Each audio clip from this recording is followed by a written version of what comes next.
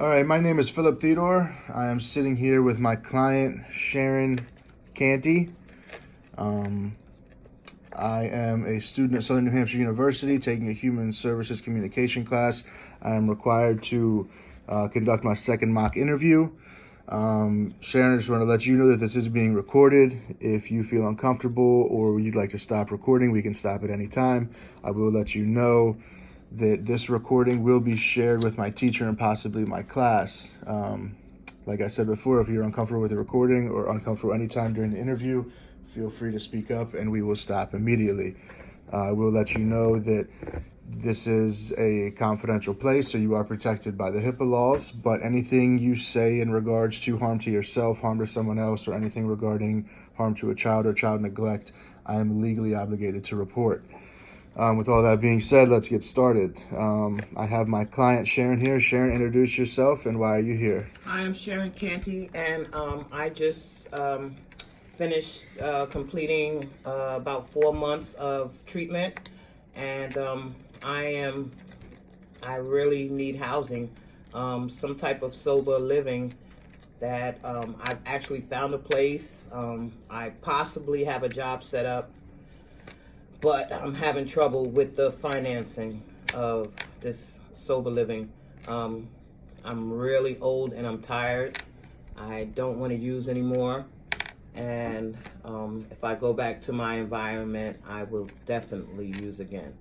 I'm 52 and I'm just tired. My family really needs me.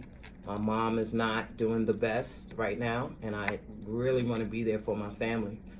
And I've been using a long time, and I'm tired. Okay. Well, first of all, congratulations on completing treatment. Thank you.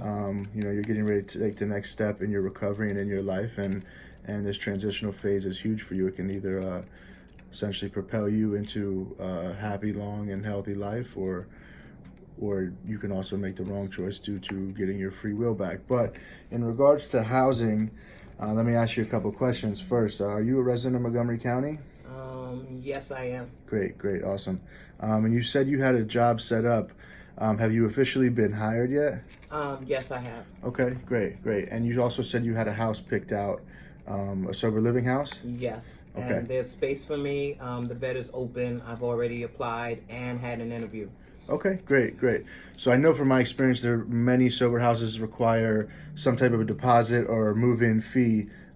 Is that what you need assistance with? Yes, definitely. Okay, great. So there's a number of avenues we can take here. There is one resource in Montgomery County called Maryland Recovery Net, and they are essentially a nonprofit foundation that provide a $500 down payment for sober living houses in the area. It's rather easy. It's fairly easy to qualify for. You do have to be a Montgomery County resident, which is why I asked. If that doesn't work, I also know that our Department of Health and Human Services here in Montgomery County also assists with sober living. So a couple of things we'll need to do in order to qualify for those. Let's start first with the Department of Health and Human Services. Do you think you will be able to contact your employer, getting a certified letter from them stating your position there, how many hours you'll be working, and how much you will be paid? Yes, I actually already asked my employer for that information.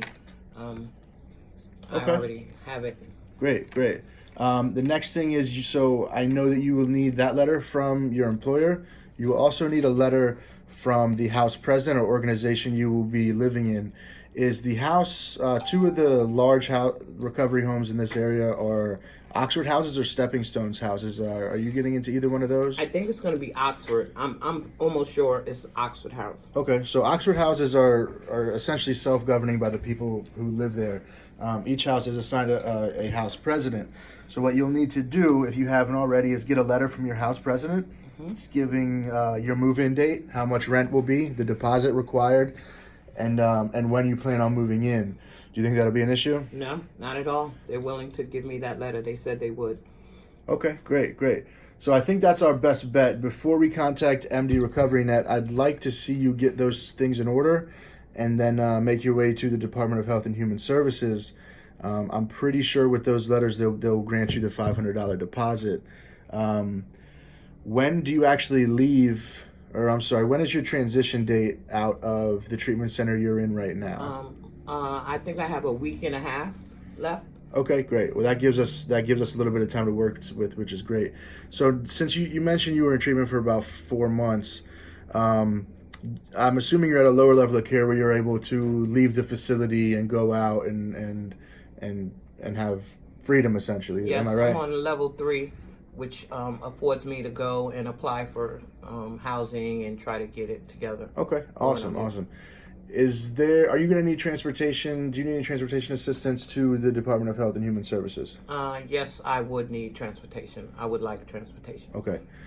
So our best bet as far as transportation would be to see if the facility you're at can facilitate transportation. If not, just give me a call, let me know, and we will work something out here. So I think we have a good course of action.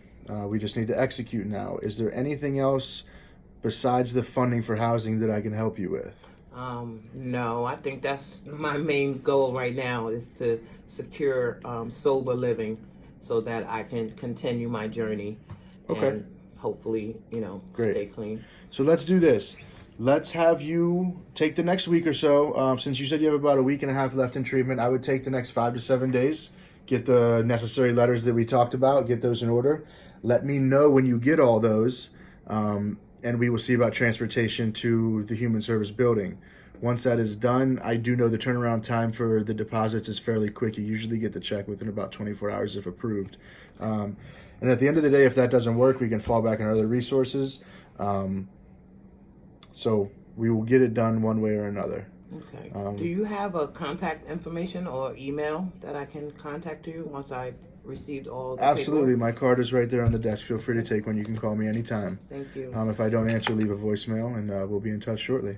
Alrighty. Thank you, All sir. right. Thanks, Sharon. Bye.